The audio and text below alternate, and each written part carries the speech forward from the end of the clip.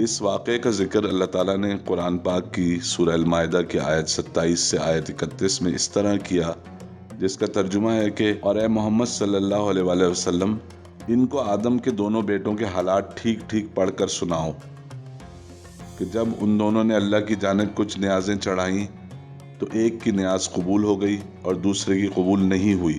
تب قابیل حابیل سے کہنے لگا کہ میں تجھے قتل کر دوں گا۔ حابیل نے کہا کہ اللہ پرہیزگاروں ہی کی نیاز قبول کرتا ہے، اور اگر تو نے مجھے قتل کرنے کے لیے مجھ پر ہاتھ اٹھائے تو میں تجھے قتل کرنے کے لیے تجھ پر ہاتھ نہیں اٹھاؤں گا۔ مجھے تو اللہ رب العالمین سے ڈر لگتا ہے، میں چاہتا ہوں کہ تو میرے گناہ میں بھی ماخوذ ہو اور اپنے گناہ میں بھی، اور پھر اہل دوزخ میں شامل ہو، اور ظالموں کی یہی سزا ہے۔ مگر قابیل کے نفس نے اس کو بھائی کے قتل کی ہی ترغیب دی تو اس نے قتل کر دیا اور خسارہ اٹھانے والوں میں ہو گیا۔ اب اللہ نے ایک کوا بھیجا جو زمین کو کریدنے لگا تاکہ اسے دکھائے کہ اپنے بھائی کی لاش کو کیسے دفن کرے۔ کہنے لگا کہ ہائے افسوس، مجھ سے اتنا بھی نہ ہو سکا کہ اس کوے کے برابر ہوتا کہ اپنے بھائی کی لاش کو چھپا دیتا۔ پھر وہ پشیمان ہوا۔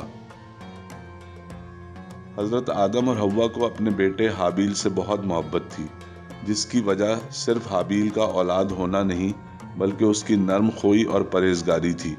دونوں اس غم کے ساتھ ساتھ جینے لگے اور اللہ سے دعا کرنے لگے کہ ہمیں حابیل جیسا ایک اور بیٹا عطا فرمائے۔ جب حضرت آدم علیہ السلام 130 سال کے تھے تو اللہ نے حابیل کی طرح کا ایک بیٹا انہیں عطا کیا جس کا نام شیس رکھا گیا۔ شیس کا مطلب ہے اللہ کا دیا ہوا تحفہ۔ جب حضرت آدم کے دنیا سے جانے کا وقت آیا تو انہوں نے اپنے بیٹے حضرت شیس علیہ السلام کو، جو کہ حضرت آدم کے بعد دنیا میں دوسرے نبی تھے، وصیت کی کہ رات کو اور دن میں کی جانے والی عبادات کو قائم رکھنا، اور انہیں بتایا کہ ایک طوفان آنے والا ہے۔ ایک خیال یہ ہے کہ دنیا میں موجود تمام انسان حضرت شیس علیہ السلام کی اولاد ہیں، کیونکہ حضرت آدم علیہ السلام کے باقی بیٹوں کی اولادیں ختم ہو گئی تھیں۔ حضرت شیس کی ولادت کے 800 سال بعد تک حضرت آدم زندہ رہے۔ حضرت آدم جمعے کے دن دنیا سے رخصت ہوئے اور فرشتے اللہ کے پاس سے جنت کی خوشبو اور کفن لے کر آئے اور ان کے بیٹے کو یہ چیزیں دیں اور تعزیت کی۔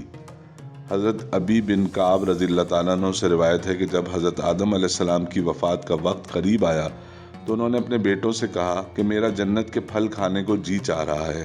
بیٹے جنت کا پھل تلاش کرنے نکل پڑے تو انہیں سامنے سے آتے ہوئے فرشتے ملے جن کے پاس حضرت آدم کا کفن اور خوشبو تھی، اور ان کے پاس زمین کھودنے کے اوزار بھی تھے۔ فرشتوں نے کہا، اے آدم کے بیٹو، تم کس چیز کی تلاش میں ہو؟ انہوں نے جواب دیا کہ ہمارے والد صاحب بیمار ہیں اور جنت کے پھل کی خواہش کر رہے ہیں۔ فرشتوں نے کہا، واپس چلے جاؤ، تمہارے والد کے دنیا سے رخصت ہونے کا وقت آ گیا ہے۔ جب فرشتے حضرت آدم کی روح قبض کرنے آئے تو حوا علیہ السلام نے انہیں پہچان لیا اور وہ حضرت آدم سے لپٹ گئیں۔ حضرت آدم نے کہا کہ مجھ سے الگ ہو جاؤ، مجھے میرے رب کے فرشتوں کے ساتھ رہنے دو۔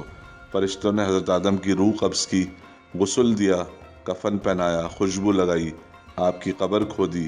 پھر انہوں نے حضرت آدم علیہ السلام کی نماز جنازہ ادا کی اور قبر میں اتار کر اوپر سے مٹی ڈال دی اور کہا، آدم کے بیٹو، تمہارے لیے یہی طریقہ ہے۔ حضرت آدم علیہ السلام کی قبر کہاں ہے، اس بارے میں اختلاف موجود ہے۔ ایک جگہ جو سری لنکا میں ہے، جس کے بارے میں مشہور ہے کہ یہاں حضرت آدم کو زمین پر اتارا گیا تھا اور اس پہاڑ کا نام ایڈمز پیک ہے، ان کی قبر وہاں ہے۔ اور دوسرا خیال یہ ہے کہ حضرت آدم کو مکہ مکرمہ میں جبل ابی قبیس پر دفن کیا گیا۔ یہ بھی کہا جاتا ہے کہ طوفان نوح کے وقت حضرت آدم علیہ السلام اور حوا علیہ السلام کی میتوں کو تابوت میں ڈال کر کشتی میں رکھ دیا گیا تھا اور طوفان ختم ہونے کے بعد انہیں بیت المقدس میں دفن کیا گیا۔